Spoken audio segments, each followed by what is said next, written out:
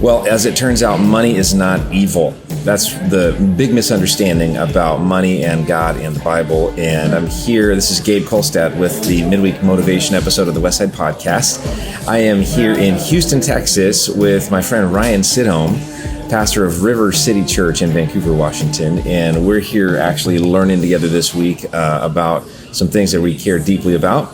But I was talking to Ryan this week, and as we're following up from a message at our church this past weekend and a series on money, one of the things that you got to take a look at is it okay to have extra? You know, growing up, I grew up in a family where we didn't have extra. And so there was a little bit of a mentality that it was bad to have extra, that those bad rich people had extra money and they didn't share it with other people. And that's not something my parents taught me. That's just something I think I picked up along the way. And I had to kind of rewire my brain. Well, Ryan is doing something very special at his church. And I think it's such a great expression of how and why God would want people to have extra. And the fact that when you have extra and you're doing it God's way, you're going to be able to bless a lot of people. So I want to just get right into this for today and ask Ryan some questions to explain a little bit about, first of all, tell us, Ryan, a little bit about your church. Yeah, so River City Church, we're 3.5 years old. We're a church plant. 10 months before COVID is when we started. Highly recommend it. Yeah, definitely would do it again. But we are a very service-oriented church. And so we do just a ton of service projects in our community. And so that's who we are. Yeah. And okay, so we were talking about this event that you have coming up, which is this coming weekend, right? Yeah. Okay. Yeah. Tell us what you're doing and why you're doing it.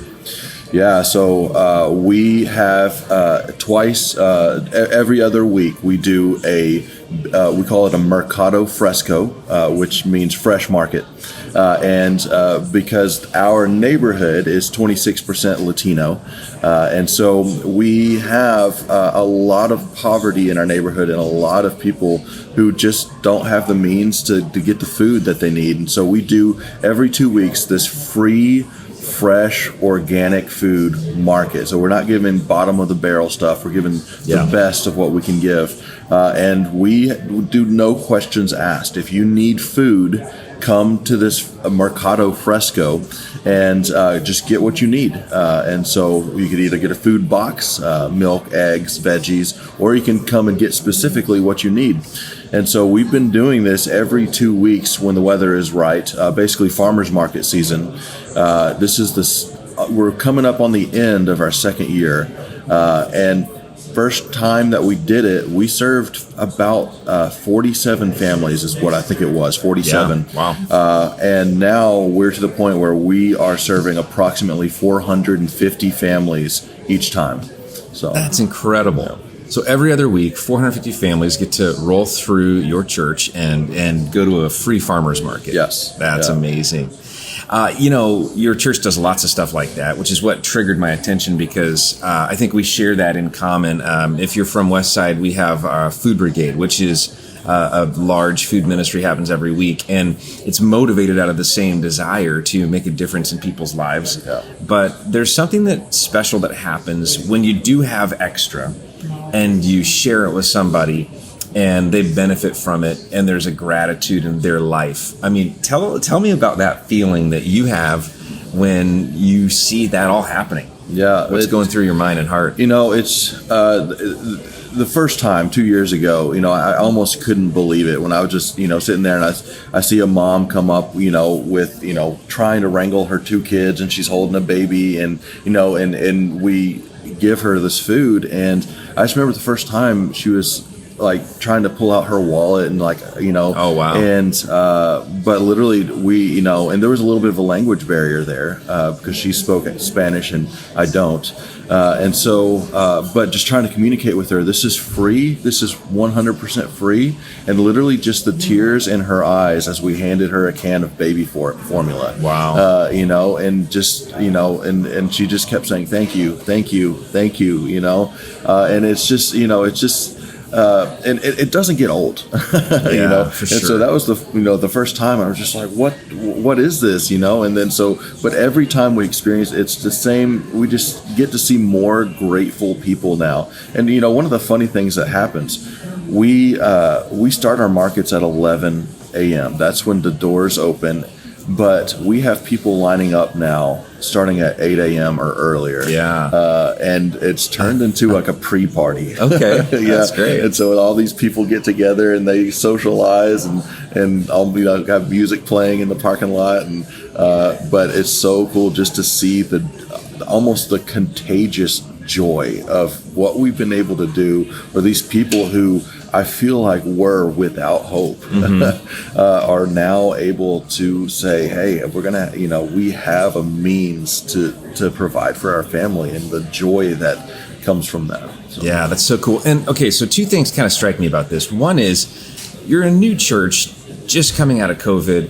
In most cases, you'd be struggling to even wrangle enough volunteers to put your service on and do some of those things. And instead, in the same time frame, you've got this massive outreach happening very consistently. How? Yeah. How do you get to the point where you're not just barely making it with your volunteer force? Yeah. Well, we do something pretty unique in the sense that we consistently partner with non-faith-based nonprofits to make this happen. And so our primary partner is it's called LULAC, the League of United Latin American Citizens. And they're not believers. Most of them are not. And but they come in every time to help us with this, and it's been really cool because there's something that's really bond building about serving other people next to an unbeliever. And we've had so many opportunities to share Jesus with them simply because we're serving next to them. So the Latin Community Resource Group is another big one. Actually, believe it or not, the juvenile court system, they send volunteers, not community service people, but actual employees to come do it. And then this weekend, we're actually doing a bigger one. We're doing a health fair as well because we have enough volunteers to come in. And so we'll have a good handful of volunteers from River City Church. And then also we have a mission team coming in from Tennessee, flying in to help us with the fair this weekend. Oh my goodness, that's amazing. Yeah. Well, and I mean, that's just stuff just does not happen on accident, right? This is an intentional decision that you are going to have a margin in your personal life, in the life of your church, margin with time, margin with money, right? I mean, this stuff doesn't happen without money, and I think that's a big testimony to your leadership and your church's heartbeat. And I think this is very attractive for all of us, because if you're sitting out there going, I've got my 401k in place, I've got, some play money. If you're not connecting with this piece of blessing others, there's probably a hole in your heart. On the flip side, you might be sitting out there going like, well, we don't have a lot, but we do connect with blessing other people. You probably feel richer than others because you get that sense of significance and satisfaction. And so I'm just grateful for you, Ryan, on connecting and hearing a little bit about your story. Anything that you would tell us that to get started, if there's somebody just going like, I really want to connect with that, well, how do you think they should get started? If you wanted to start something similar, I would say don't reinvent the wheel. There are people that are serving your community right now. How can you join them?